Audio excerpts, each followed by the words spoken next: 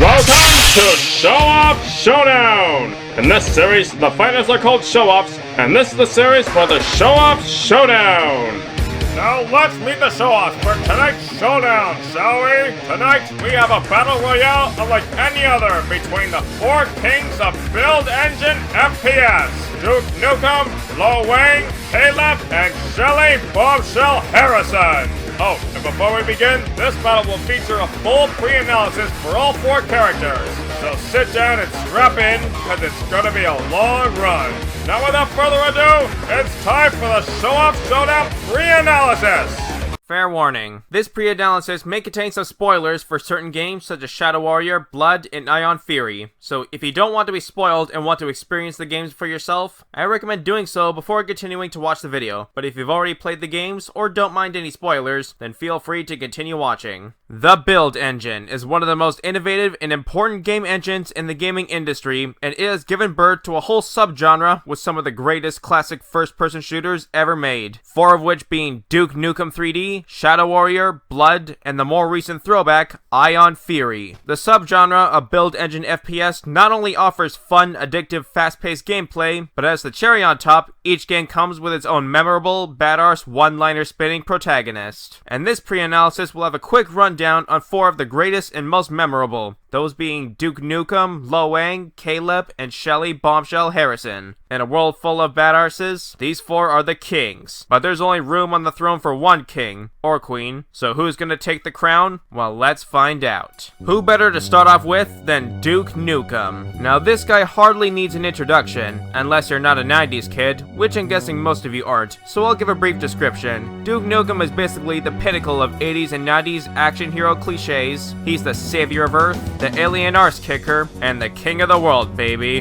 While Duke's reputation has kinda gone downhill ever since you know which game came out, and while some of Duke's tropes are kinda outdated by today's standards, he still remains one of the most definitive and memorable video game characters of all time to this day. Now that we've summed up Duke, let's take a look at his stats, shall we? Being a muscular powerhouse, Duke is strong enough to decapitate foes with a single kick, physically overpower large alien cyborgs and mutants, and easily rip enemies' heads clean off. He's fast enough to outrun RPG rockets, dodge plasma and machine gun fire, and hop between buildings like a typical action hero. And he's durable enough to tank bullets, lasers, point-blank explosions, and he can survive the vacuum of space without a suit, but only for a limited time since he still needs oxygen. Not only is Duke one tough mother effer, but he carries an enormous amount of weapons in his arsenal, including the following: the Mighty Foot, which crushes foes almost instantly, a semi-automatic pistol, a classic pump shotgun, the Ripper Cannon, which is a triple-barrel machine gun, an anti-tank RPG rocket launcher, remote detonated pipe bombs, the Shrinker, which shrinks enemies down to make it easier to squish them, the Microwave Expander, which does the exact opposite, expanding enemies like a balloon until they explode Dig Dug style,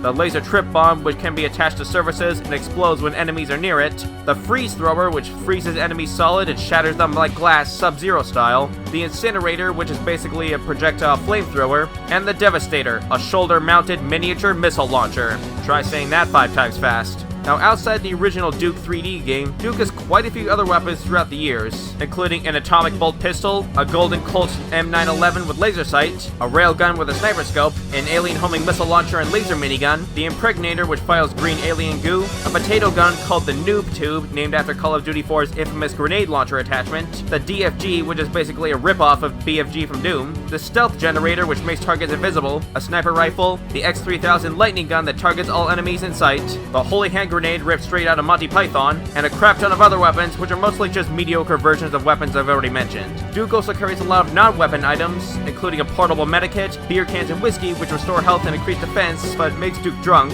steroids, which temporarily increase Duke's strength and speed, a portable force field, the Hollow Duke, which turns Duke invisible and creates a hologram of Duke to distract enemies, night vision sunglasses, scuba gear, a jetpack, protective boots, and a Mighty Foot monster truck. Needless to say, Duke has got one big arsenal. Now, as impressive as Duke makes himself out to be, he's definitely not without his weaknesses. Duke is very overconfident and egotistical, refuses to wear armor because he thinks he's invincible, and power armor is for wussies. And he probably has several health problems thanks to the mix of alcohol, steroids, and cigars. Not to mention, Duke really loves women. A bit too much, maybe, as he's a hardcore womanizer, a bit semi-misogynistic, and he can go into fits of rage whenever women are kidnapped by aliens. enemies, and he spent 14 years in retirement doing nothing but lounging around with babes. But despite his flaws, Duke will always be ready to kick arse and chew bubblegum, and he's all out of gum. Now that we're done with Duke, let's talk about the Shadow Warrior himself, Lo-Wang. Now keep in mind, this is strictly the classic Lo-Wang, which means I will not be using any feats or traits from the Shadow Warrior reboot, as the modern Lo-Wang is a completely different character with no connection to the classic Shadow Warrior whatsoever. Just thought I'd make that clear. Anyway, Lo-Wang is the Shadow Warrior, a master martial artist who carries around more guns than the average ninja. Lo-Wang once worked for a man named Zilla. No, not that Zilla.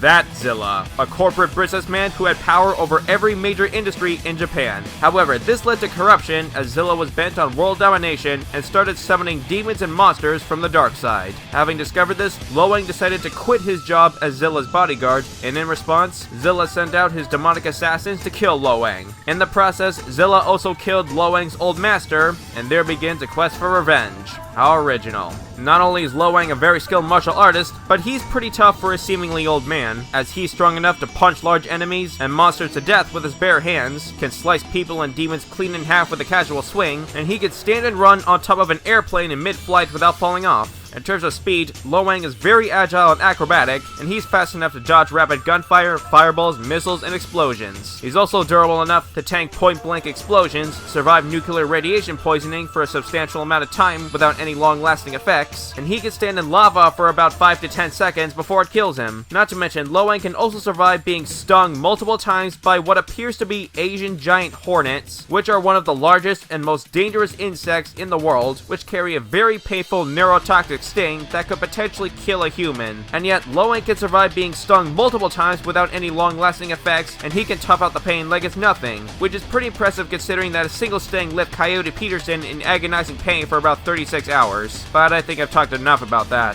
Now, in terms of Lo-Wang's arsenal, he carries a lot more weapons than the average ninja, including a katana sword that can slice large demonic foes clean in half, shurikens that bounce off walls and enemies. He can dual-wield Uzi submachine guns, the Riot Gun, which is an automatic quad-barrel shotgun that fires rapidly like a minigun, a grenade launcher and gas bombs, a rocket launcher that can fire regular and heat-seeking missiles, a railgun that fires concentrated energy projectiles that pierce through multiple enemies, the severed head of a guardian demon that shoots fireballs out its eyes, and the Ripper Heart, which comes from large enemies called Rippers, and when the heart is squeezed, it creates a ghostly clone of Lo-Wang armed with a railgun. While Lo-Wang's arsenal ranges from cool to flat-out ridiculous, his most powerful weapon would be his portable nuke.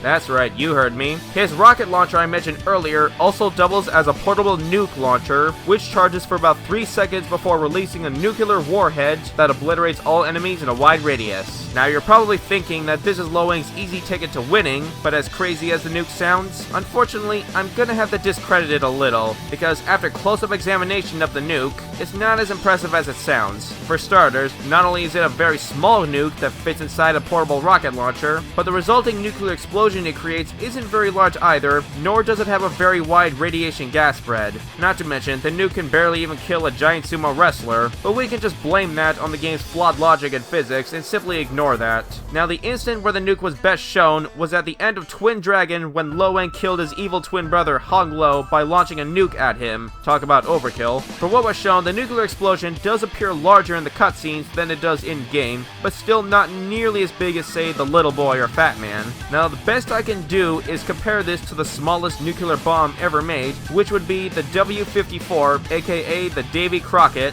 which had a blast yield equivalent of between 10 and 20 tons of TNT, which is about 1/1000th fraction of the bombs used on Hiroshima and Nagasaki. Judging from the size of the physical nuke and the explosion it created, it's not too far off from that. Okay, now that we're done talking about that, while Lo-Wang is certainly a formidable and deadly fighter, he's not without his flaws. Not only is Lo-Wang quite cocky and headstrong, but he's also quite reckless and carefree with his actions and often underestimates most opponents he faces. Not to mention, Lo-Wang is also a little pervy around women, which can be a problem for him, especially considering that most women he meets are assassins sent by Zilla to kill him. But on the bright side, he's not hesitant to defend himself or kill anyone regardless of gender, and as arrogant as Lo-Wang seems, he does have a sense of honor and despises those who have no honor, and he especially hates opponents who run away from a fight like a coward, as he is always determined to finish the fight. But despite all this, LoWang has still managed to defeat Zilla, avenge his master, and save the world, all that good stuff. Not to mention, he also defeated his evil twin brother Hung Lo like I mentioned earlier. After all, LoWang truly is the Shadow Warrior.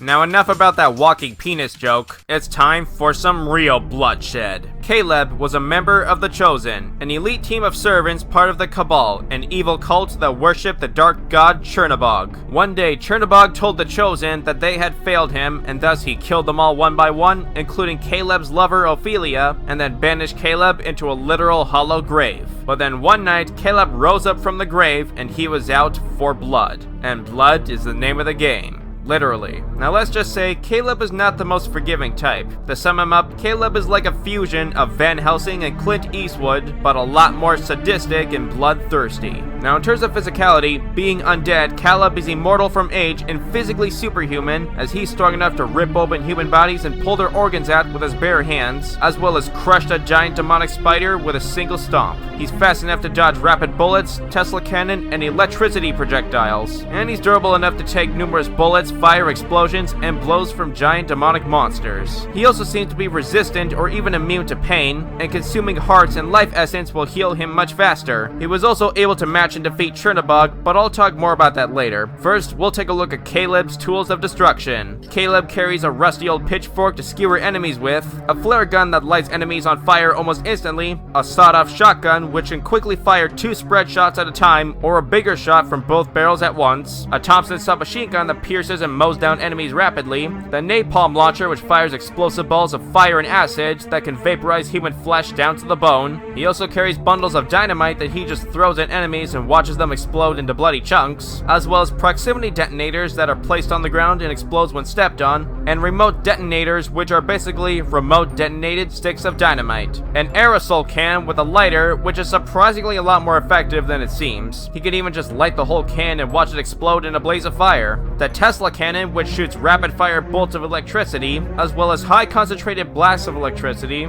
A voodoo doll which when stabbed can damage any enemy within Caleb's line of sight, or even cause instant death by waving his hand over it, although Caleb could accidentally stab himself if there's nobody in his surroundings to use the doll on. And finally, quite possibly the most powerful weapon in Caleb's arsenal, the Life Leech, which fires explosive hot magical energy while also sucking out the souls and draining the life force of enemies, and transfers it to Caleb's own life force as well as fuel for projectiles. The Life Leech can also be placed upright and act as a sentry turret. However, if the Life Leech runs out of souls or life energy for ammunition, it will instead drain Caleb's own life force instead. Well, those are all of Caleb's main weapons. There are also quite a few new weapons in the sequel, Blood 2: The Chosen, though most of them are basically just duplicates that aren't really worth discussing. But the few unique ones include a sniper rifle, the Vulcan cannon, which is a very powerful minigun, the howitzer, which fires long-range artillery explosives, the Insecticutioner, which releases very toxic flammable bug spray, the Orb, which is a floating metal spiked ball that pierces through enemy skulls, the Flayer, which is a sharp metal hook on a chain that comes out of a small portal and hooks onto enemies, and finally the Singularity Generator, which creates miniature black holes that sucks in enemies and destroys almost anything in its vicinity. Okay, now that we've covered all the weapons, let's discuss Caleb's most impressive feat. At the end of the game, spoiler alert, Caleb confronts the dark god Chernobog, who reveals that he killed the other Chosen to ensure that Caleb would return seeking vengeance, because every life that Caleb has taken has made him stronger and grown more powerful, and Chernobog intended to use Caleb's power to throw open the doors between worlds and inherit the Earth. But things didn't go the way Chernobog planned, as Caleb ended up defeating Chernobog in battle and inheriting his godlike power. Now exactly how powerful is Chernobog, you may ask? Well, it has been said that Chernobog is the one who binds, and his job is to maintain the threads of reality and keep the dimensions separate from each other. So how powerful does this make Caleb now that he inherits this power? Well, that's a pretty tricky question to answer, because you see, Caleb actually never uses his godlike powers, and mostly just sticks to killing people the old-fashioned way like he always does. Also, Caleb has implied that he doesn't really know how to use those powers, and the only time he has ever been sort of shown using them was at the end of Blood 2. You know what? I'll just show the clip. It's not over, Caleb. You must seal the rifts. You must rebind the fabric of this reality before it tears itself apart. Yes. I don't know nothing about that kind of stuff. The power is within you. It is time you used it. Okay, just shut up. I need to focus.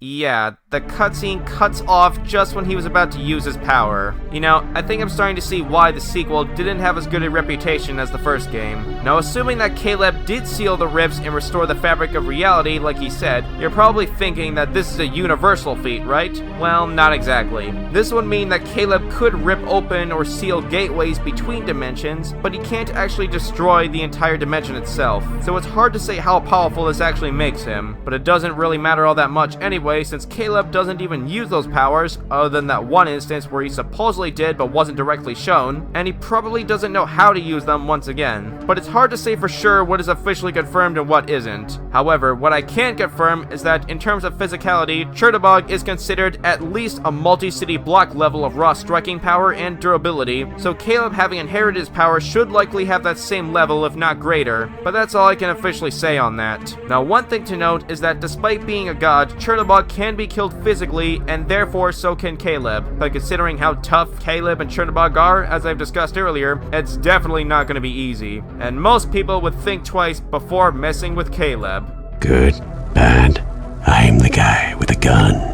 Now last, but certainly not least, let's move on to Shelly Bombshell Harrison. Shelly is the protagonist of Ion Fury, a retro throwback game reminiscent of the old school style of the Build Engine FPS subgenre. It's also sort of a prequel to another game called Bombshell, a game that not many people remember, and I'm not surprised if you don't either. Fun fact, Ion Fury was originally supposed to be named Ion Maiden, but 3D Realms had to change the name because they got sued by the band Iron Maiden, which makes about as much sense as the band getting sued by the medieval torture device if you ask me, but I'm getting off topic here. Anyway, Shelly Bombshell Harrison is a member of the Global Defense Force's Domestic Defense Force. She earned her codename for expertly defusing bombs, but when evil transhumanist mastermind Dr. Jadis Heskell unleashed the members of his cybernetic cult onto the streets of Neo DC, that's when Shelly knows it's time to start causing explosions instead of preventing them. Fun fact, the villain Dr. Heskell is actually voiced by John St. John, the voice of Duke Nukem. What a coincidence. Anyway,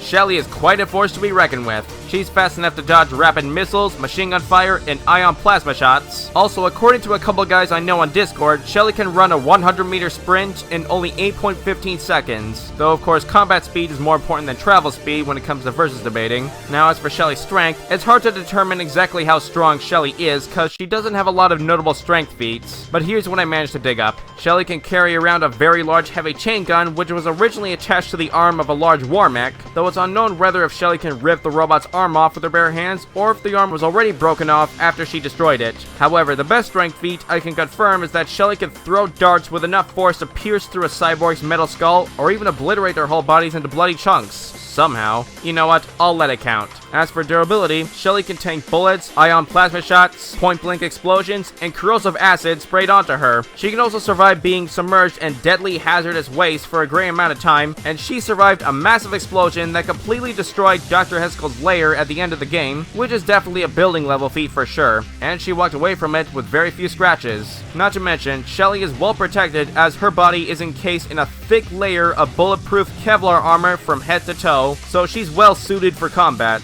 No pun intended. Not to mention, I personally think that Shelly's design is a great example of how a female game protagonist doesn't have to be overly sexualized in order to look good while fighting, but I won't dig deep into that controversy. Trust me, we've got bigger fish to fry. Anyway, Shelly isn't nicknamed Bombshell for nothing, as she loves her guns so much she's given them all names, including the Lover Boy, a triple barrel revolver that can lock onto multiple targets, the Electrofryer, a police baton that electrocutes enemies when she whacks them, the Disperser, which is basically a hybrid of a shotgun and a grenade launcher, the Penetrators, which are dual-wielded submachine guns that can set enemies on fire, apparently, the Cluster Puck, a throwable mine that detonates upon impact or releases bouncing cluster of shrapnels to a large area, and Shelly's signature bowling bombs, which are basically explosive bowling balls that seek out enemies as they roll. But her two most powerful weapons are the ion bow and the chain gun. The ion bow fires long-range plasma shots, which can be charged up for 5 simultaneous shots at once, or can be charged them even further for a high-damaging, rapid-fire barrage that could take down even the toughest of enemies. And the chain gun is a heavy weapon that was originally part of a war mech, like I mentioned earlier. With high damage, widespread, rapid-fire, long-range, and accuracy, the chain gun is one of the most useful weapons in the game, especially during the boss fight against the Revenant warplane, as it's the only weapon capable of effectively damaging and destroying it.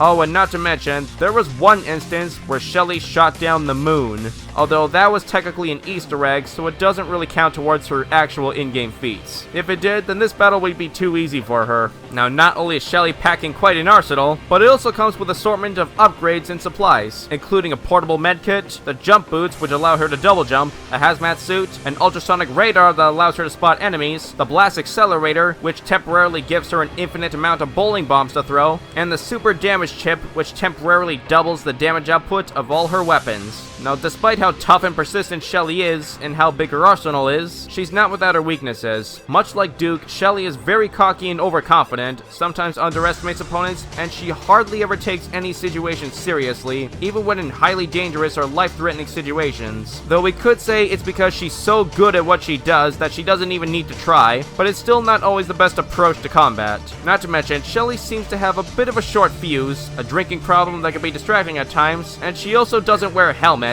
except in the options menu, which could potentially leave her vulnerable, though she seems to be doing fine without one, so maybe not. Not to mention, Shelly appears to have some form of prejudice against machines. Never trust a machine. But despite her flaws, Shelly's bravery, stubbornness, and determination still led her to defeating Dr. Heskel, saving the ODC, and celebrating with a nice cold drink.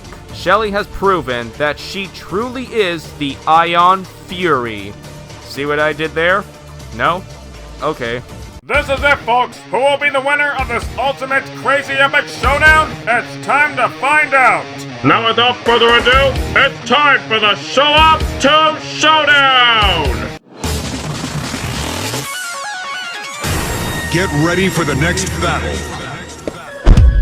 Say my name. I'm not gonna fight you. I'm gonna kick your ass. Bring it on. I could do this all day. Sure, let's dance. We're done when I say we're done.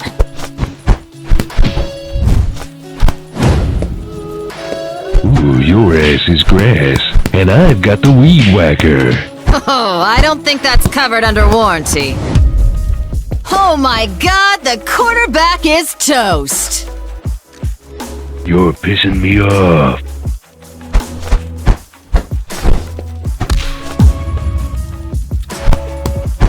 I'm gonna kick your shiny metal ass. Your face, your ass, what's the difference?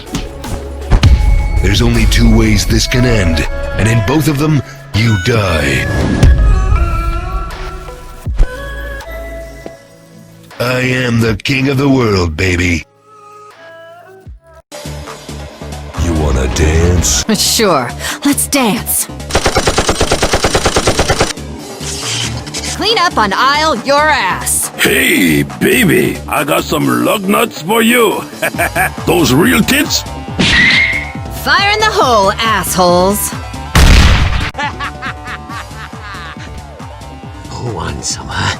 Who's next? Hey, Bug Eyes. Oh, shake it, baby. You talking to me? Hey, you look like you need ass kicked. I've got 2 guns. That should be enough for all of you. Oh, look, you coming apart. Holy cow, look like Duke Nukem. My gun's bigger than yours. Sticky Bomb, meet Mr. Stupid. You're no mess with Lo-Wang. I'm not dead yet. Holy shit. What are you gonna do? Bleed on me? Ah, better than acupuncture. Boo-hoo. When's the hurting stop?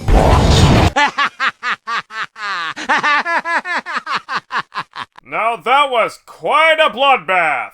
Now let's discuss how and why Caleb wins this epic Build Badass Showdown. Because of how long the pre-analysis was, I'll keep it short and simple, but if you've seen enough of it, then you probably should have seen this coming, as Caleb holds the majority of advantages in more ways than one. But before I get into that, I'll say this: Duke Nukem, Lo-Wang, and Shelly are all pretty closely matched when it comes to speed, strength, and durability for the most part. I will say that Shelly has a bit of an edge in defense, since she's more well armored than everybody else, as she's completely covered in bulletproof Kevlar, while Duke refuses to wear armor, and Lo-Wang is basically shirtless. You know, I find it kind of ironic that the only female protagonist is actually more fully clothed and armored than all the male protagonists in this battle. Joking aside, once again, they are very well physically matched. So close in fact that it's their weapons and hacks that make more of the difference. Duke certainly has the biggest arsenal of weapons, along with a few decent hacks, which can counter pretty much everything in Shelly's arsenal, and most of Lo-Wang's as well. But there's one weapon in Wang's arsenal that I'm sure a lot of you have anticipated, which would be Lo-Wang's nuke. Now the real question is, could Lo-Wang's nuke kill Caleb? Well, it can definitely kill Duke and Shelly for sure without question. As for Caleb, it is possible, but there's no guarantee it'll work. Even if the nuke could kill Caleb, it wouldn't really matter in the long run for several reasons. One, Lo-Wang would need to gain a far distance or hide behind a wall before deploying the nuke so he doesn't get caught in the nuclear explosion, which is going to be extremely difficult when fighting an opponent who is just as fast, if not even faster than Lo-Wang. Two, this match has no prep time, so Lo-Wang wouldn't know that he needs to pull out the nuke immediately, as he has never met Caleb or any of the other fighters before, so immediately going for the nuke is not his first battle tactic in a random encounter. And three, even if Lo-Wang did know he need to pull out the nuke right away, he wouldn't have time to launch it at Caleb anyway, as the nuke launcher has to charge for up to 3 tedious seconds before deploying, which would give Caleb plenty of time to kill Lo-Wang beforehand, whether it be via leeching his life force or soul, or just plain ripping him apart. Lo-Wang is done for either way.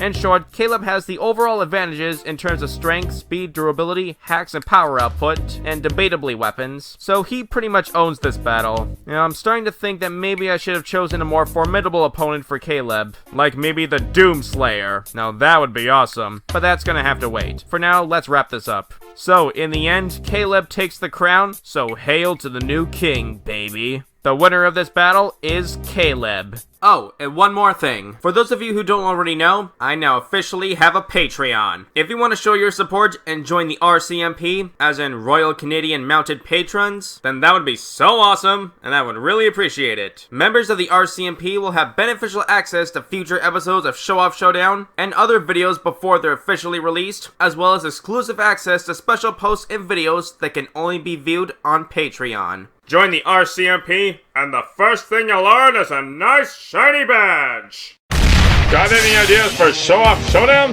Then let me know in the comments below, and hopefully, I just might do them. Now stay tuned for the next episode of Show-Off Showdown!